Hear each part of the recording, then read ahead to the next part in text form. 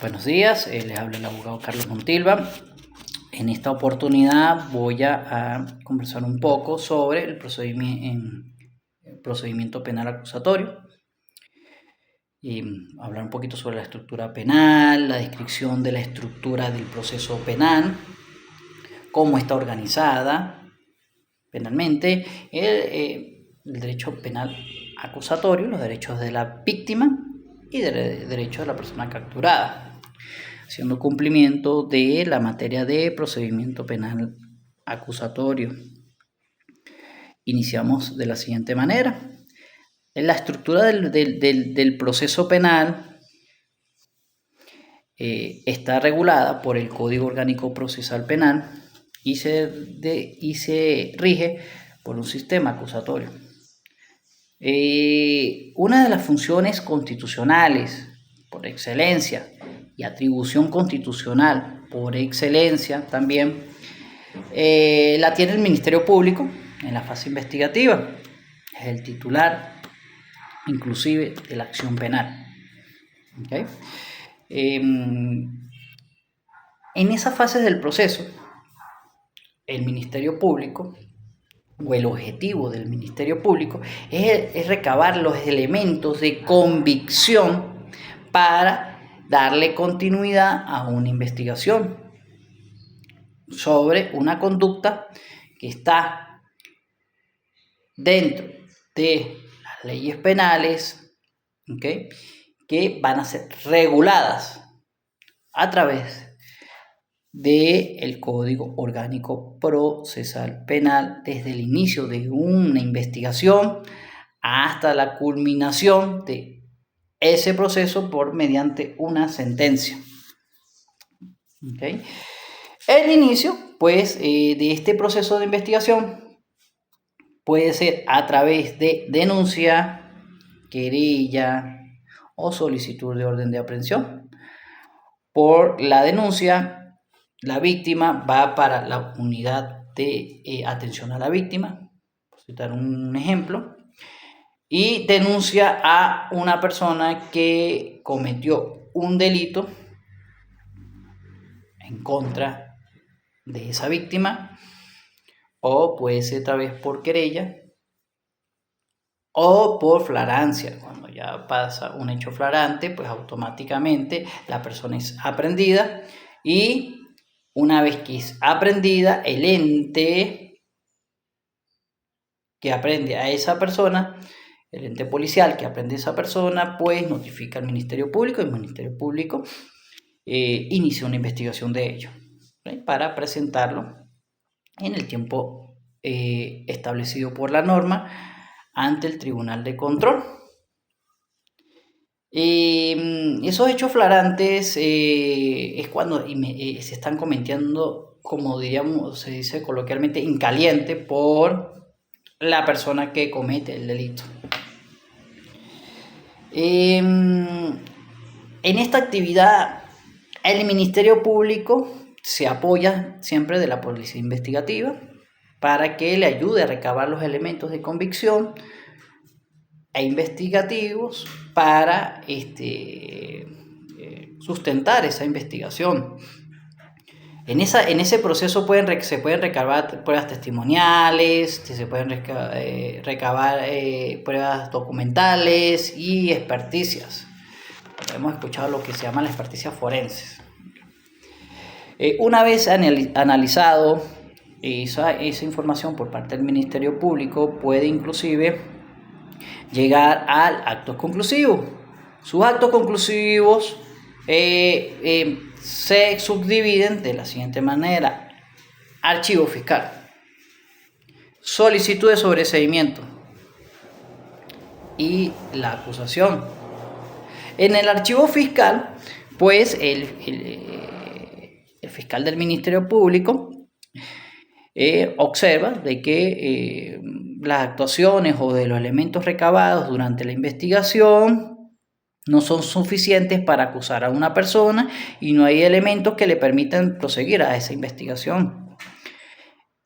Cuando hay solicitud de sobreseimiento, en ese proceso de investigación, el fiscal del Ministerio Público da por sentado de que esa persona pues no realizó los hechos o los elementos investigativos no originaron de que esa persona en efecto haya participado en ese hecho penal, y pues tan sencillo que el Ministerio Público, así como puede culpar, también puede exculpar, puede solicitar. No hay elementos que en esta investigación sean concurrentes para darle curso a todo un proceso penal o llevar a todo un proceso penal a esa persona, y finalmente pues no hay elementos que le indiquen de que esa persona tenga que seguir ese proceso de investigación. Por ende, entonces el Ministerio Público solicita ante el Tribunal de Control la solicitud de sobreseimiento de la causa, y el juez pues analizará esa solicitud y tomará una decisión. Caso contrario, ¿qué pasa con la acusación? Cuando viene la acusación, ¿okay?, o el acto conclusivo, pues sí, el Ministerio Público, sí, una vez analizado todos los elementos de convicción, todas las pruebas recabadas, pues sí solicita de que esa persona sea sometida a ese proceso penal, y que en efecto pues puede solicitar inclusive la medida preventiva privativa de libertad, puede solicitar el enjuiciamiento de esa persona y que siga ese proceso penal, en virtud de que si hay elementos probatorios y de convicción para continuar esa investigación sobre esa persona. En la fase intermedia, el objetivo que se busca para darle continuidad a esa investigación o qué hacemos en esa audiencia preliminar es depurar el proceso, es depurar, decantar ese proceso. En esa fase de control pues podemos observar de que esa decantación del proceso pues el Ministerio Público presenta todas las pruebas y le permite inclusive a la misma defensa esgrimir sobre esas pruebas con la finalidad de depurar todo ese proceso. Cuando se origina esa audiencia preliminar, el tribunal convoca al Ministerio Público, imputado y defensa para que se pueda tratar de esclarecer a su máxima expresión todos los hechos. Una vez finalizada esa audiencia preliminar, el juez tiene varias facultades que le otorga la ley, que es admitir la acusación total o parcialmente, sobreseer la causa de la acusación del Ministerio Público, ya sea por petición del Ministerio Público o que también pues el tribunal observe de que tampoco hay elementos de que esta persona tenga que seguir ese proceso penal, y pues el juez puede también tomarlo de oficio y decretar el sobreseimiento de la causa. Resolver excepciones.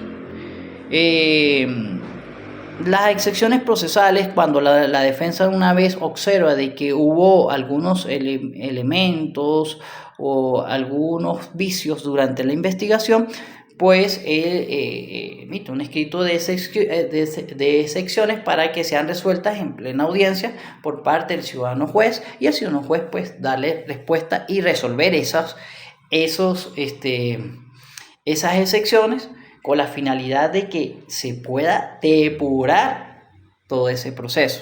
¿Okay?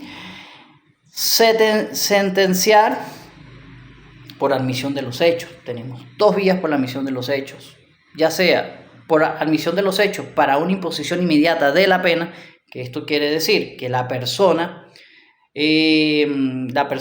puede admitir los hechos con la finalidad de que le impongan inmediatamente una pena, porque en realidad pues sí cometió el delito, y pueda optar a unos beneficios procesales que, una vez por esa admisión de los hechos, a esa persona se le otorga, la norma le otorga unos beneficios procesales, y el juez queda habilitado para sentenciar a esa persona, ¿okay? Por esa vía de la admisión de los hechos.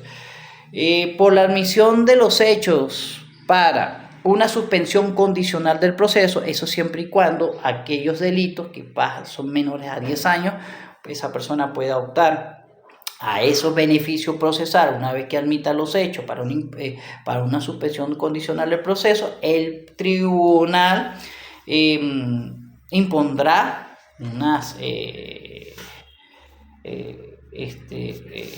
tendrá unas imposiciones ante el imputado que deberá cumplir por el tiempo que determine el mismo tribunal, y una vez cumplido ese tiempo, pues ya se pudiese dar por cumplimiento por la obligación de ese imputado, y el tribunal finalmente podrá inclusive sobreseer la causa. También puede ser una de las maneras que el tribunal pueda sobreseer la causa, siempre y cuando el delito que haya cometido esa persona así se lo permita.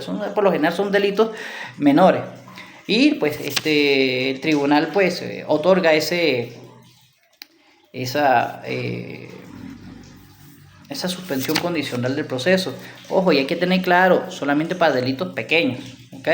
No para delitos de que un pronóstico de pena pueda superar los 10 años, no se lo va a otorgar el tribunal de ninguna manera. ¿Ok? También hablamos de los acuerdos reparatorios. También son aquellos delitos que de alguna manera el tribunal pueda otorgar o llegar a un acuerdo entre la víctima y el imputado de resarcir de alguna manera el daño que causó, y el juez pueda valorar esa acción, y siempre y cuando el delito pueda ser reparable. Hay delitos que no son reparables, un homicidio es irreparable. El juez pueda también tomar una decisión, y se le pueda otorgar también al imputado un beneficio procesal. Puede decidir sobre las pertenencias ofrecidas por parte del Ministerio Público, la pertenencia y necesidad por parte de las pruebas del Ministerio otorgadas por el Ministerio Público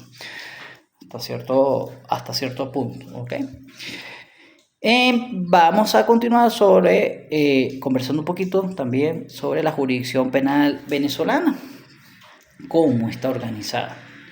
Es importante señalar que la jurisdicción penal venezolana está organizada por la Constitución, por el Código Orgánico Procesal Penal, que establece todas las reglas del juego al momento de iniciar una investigación y hasta su culminación. La Ley Orgánica del Tribunal Supremo de Justicia. Todos los tribunales pues se rigen por una normativa que ayuda a que se mantenga aquel principio de imparcialidad, celeridad, y todos los tribunales pues se rigen bajo esa norma. Es necesario que haya un estamento que también los rija a ellos y no actúen a priori para las decisiones, porque si no, entonces no estaríamos bajo un Estado de Derecho. ¿Okay? Tenemos también de la estructura de los tribunales el máximo tribunal, el Tribunal Supremo de Justicia, que es el ente máximo para analizar ciertas decisiones, y también pues es el único que podemos recurrir o activar recursos de casación contra ciertas decisiones de los tribunales de la República, ¿okay? Y de las Cortes de Apelación en materia penal.